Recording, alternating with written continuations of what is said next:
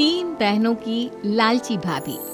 करिश्मा, रेशमा और मनीषा तीन बहनें हैं। उनका एक भाई भी है, मयंक। मयंक अपनी बहनों को बहुत प्यार करता है, लेकिन मयंक की पत्नी सविता इस मामले में मयंक से बिल्कुल ही अलग है। वो अपनी ननदों का जितना बुरा कर सकती है उतना बुरा करती ही रहती है और अपनी ननदों पर हुक्म भी चलाती है। करिश्मा, करिश्मा, तुमने अभी तक नाश्ता नहीं बनाया? तुम्हारे भैया को ऑफिस जाने में देर हो रही है। हाँ भाभी, बस अभी बनाती हूँ।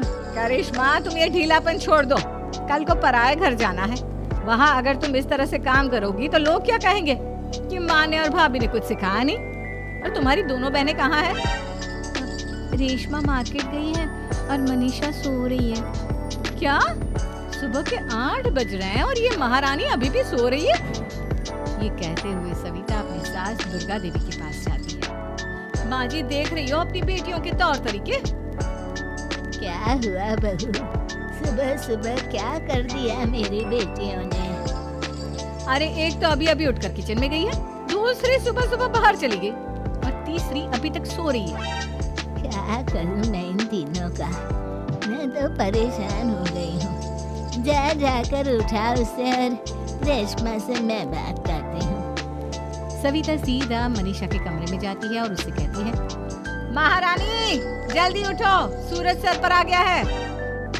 भाभी थोड़ी देर और सोने दो ना, मैं रात को लेट सोई थी। वो क्या है ना, यूनिट टेस्ट चल रहे हैं। शराफत से उठती है या नहीं, या फिर पानी की भरी बाल्टी डालूं तेरे ऊपर? नहीं भाभी, मुझे बिस्तर में नहीं नहाना, उठती हूँ मैं। मनीषा जल्दी से उठकर बाथरूम में चली जाती है। सभी आराम से बैठकर नाश्ता कर रहे होते कि तभी रेशमा बाजार से हाथ में सामान लिए आ जाती है। रेशमा को देखते ही सविता उस पर बरस पड़ती है। लो, आ गई महारानी। ऐसा भी क्या सामान लाना था जो सुबह आंख मलते ही बाजार की तरफ रवाना हो गई? भाभी, कल आप ही तो चीख रही थी कि घर का सारा सामान मुझे ही लाना पड़ता है, घर में किसी को भी किसी काम से कोई लेना देना नहीं है। अब मैं बाजार जाकर सामान ले आई तो आपको इस बात से भी तकलीफ हो रही है? देख रही हो माँ जी, अपनी बेटी की जुबान कैंची से भी तेज चलती है। और मयंक, आप तो कुछ कहेंगे नहीं अपनी लाडली बहन को?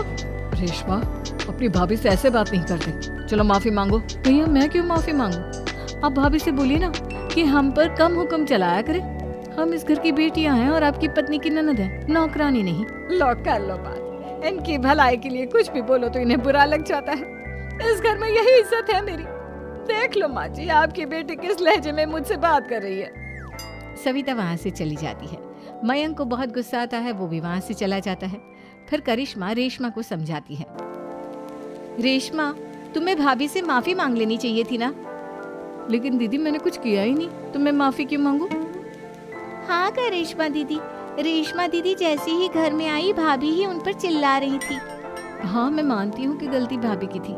मैं तो इसलिए बोल रही हूँ कि भाभी ने माँ को तो पूरी तरह अपने वश में कर लिया है। वो हमारी बात सुनती ही नहीं। मयंक भैया हमारे लिए हमेशा खड़े रहते हैं, इसलिए उनकी बात का मान तो तुम्हें रखना चाहिए था ना। कोई फायदा नहीं दीदी, कुछ दिनों की बात और है, भाभी उन्हें भी हमारे खिलाफ भड़का देंगी। फिर वो भी माँ की तरह हमारी किसी बात का विश्वास नहीं करेंगे।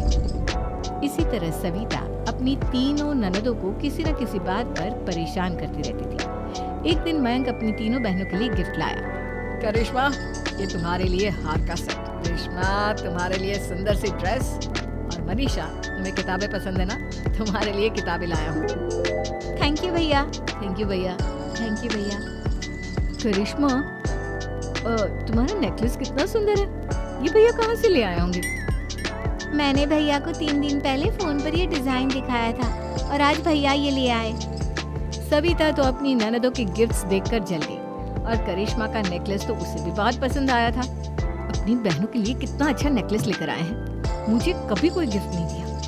मैं आज ही ये हार चुरा लूंगी। रात में सविता करिश्मा का हार चुरा लेती है और इसी तरह उसे अपनी ननदों की जो भी चीज अच्छी लगती वो उसे मांगती नहीं, बल्कि रात के अंधेरे में चुरा लेती। इसी तरह दिन बीतते गए और सविता ने मयंक के दिल में भी उसकी बहनों के लिए नफरत पैदा कर दी। एक दिन मयंक ने करिश्मा और रेशमा के लिए रिश्ता देखा और ये बात उसने घर में सबको बताई। माँ, करिश्मा और रेशमा के लिए बहुत अच्छा रिश्ता आया है। वो लोग कल इन्हें देखने आ रहे हैं। आप और सविता मिलकर सारी तैयारी कर लेना। ये सुनकर करिश्मा और रेशमा खुश हो जाती हैं, लेकिन सविता सोचती है, अगर इन दोनों बहनों की शादी हो गई तो घर और बाहर का काम कौन करेगा? मनीषा तो एक नंबर की कामचोर है, उससे तो किसी बात की उम्मीद लगाना ही बेकार है। मुझे इस शादी को रोकना होगा। अगले दिन सभी लड़के वालों के स्वागत की तैयारी करने में लगे होते हैं। तभी मयंक अपनी बहनों से आकर कहता है, तैयार हो गई तुम दोनों? देखो दोनों लड़के बहुत अच्छे हैं, मैं कोई कसर नहीं छोड़ना चाहता, इसलिए तुम उनके सामने अच्छे से बिहेव करना और अपनी भाभी से लड़ने मत लग जाना। करिश्मा, तुम वो नेकलेस पहन लो ना जो मैं तुम्हारे लिए लाया था। भैया मैं बहुत देर से वो नेकलेस ढूंढ रही हूँ, लेकिन मुझे मिल ही नहीं रहा। क्या तुमने नेकलेस खो दिया? तुम्हें पता भी है वो कितना महंगा था? तुम कोई काम ढंग से नहीं कर सकती। मयंक गुस्से में वहां से चला जाता है। थोड़ी देर बाद लड़के वाले भी आ जाते हैं। वो दोनों बहनों को पसंद कर लेते हैं और रिश्ता पक्का हो जाता है। लेकिन सविता के दिमाग में तो कुछ और ही खिचड़ी पक रही थी। वो पंडित जी के पास करिश्मा की कुंडली लेकर जाती है और उन्हें पैसे देकर करिश्मा की कुंडली बदलवा देती है। जब लड़के वालों के पास करिश्मा की कुंडली जाती है तो वो दुर्गा को फोन करते हैं। बहन जी, हमने करिश्मा की कुंडली अपने पंडित जी को दिखाई थी। आपकी बेटी की कुंडली नहीं बल्कि दोषों का पिटारा है। देखिए, मैं और मेरे पति इन सब बातों में बहुत विश्वास करते हैं, इसलिए हम आपकी बेटी से अपने बेटे की शादी नहीं करा सकते। इस तरह करिश्मा का रिश्ता टूट जाता है और सभी घर वालों को बहुत दुख होता है। अब कविता सोचती है, चलो करिश्मा का तो रिश्ता टूट गया, अब रेशमा का भी रिश्ता तोड़ना है। क्या करूं? अब सविता आवाज बदलकर किसी अननोन नंबर से रेशमा के होने वाले ससुराल में फोन करती है। हेलो, मैं कौन हूँ कौन नहीं ये आपके लिए जानना जरूरी नहीं। बस इतना सुन लो कि रेशमा का 2 साल से किसी के साथ अफेयर चल रहा है। बस रेशमा का रिश्ता तोड़वाने के लिए सविता का इतना कहना काफी था। अब रेशमा का भी रिश्ता टूट गया। मयंक और दुर्गा देवी ने रेशमा को खूब खरी खोटी सुनाई और उससे बार बार उस लड़के के बारे में पूछने लगी। आप दोनों मुझे क्यों परेशान कर रहे हो? अरे कोई लड़का होगा मेरी लाइफ में तो मैं बताऊंगी ना, जब कोई है ही नहीं तो कहाँ से लाऊं मैं कोई लड़का? तो तेरे होने वाले ससुराल वालों को फोन किसने किया था? माँ मैं नहीं जानती किसने फोन किया था, मैं सच कह रही हूँ। मैं तो पहले ही कह रही थी इसकी लगाम खींच कर रखो, लेकिन मेरी सुनता ही कौन है। आप चुप रहिए भाभी, ये सब आपका ही किया धरा है। अब तीनों बहनों को विश्वास हो जाता है कि ये सब उनकी भाभी ही कर रही है। तीनों बहनें अपनी भाभी को सबक सिखाने के लिए एक वकील कर लेती हैं और घर में हिस्सा मांग। देखो भैया, माँ बाप की जायदाद में जितना बेटों का हक होता है उतना ही बेटियों का, इसलिए इस घर के 4 हिस्से होंगे और हमें अपना हिस्सा चाहिए। मैंने तुम्हारे लिए क्या क्या नहीं किया और तुम इस घर में हिस्सा मांग रही हो? भैया, आप और माँ हम बहनों की कोई बात नहीं सुनते हो और भाभी हमारी शादी नहीं होने देगी क्योंकि उन्हें लगता है कि आप हमारी शादी में ज्यादा पैसा लगाओगे और उन्हें हम जैसी फ्री की नौकरानी कहाँ मिलेगी। तो हम भाभी के साथ तो रह नहीं सकते, हम बहनों को अपना हिस्सा चाहिए। अरे तुम्हें शर्म आनी चाहिए अपनी भाभी पर ऐसा इल्जाम लगाते हुए।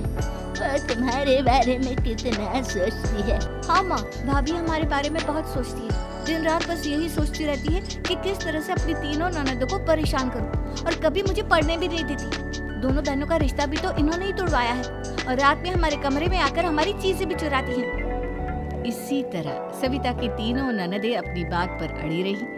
अब कोर्ट में तारीख भी शुरू हो गई।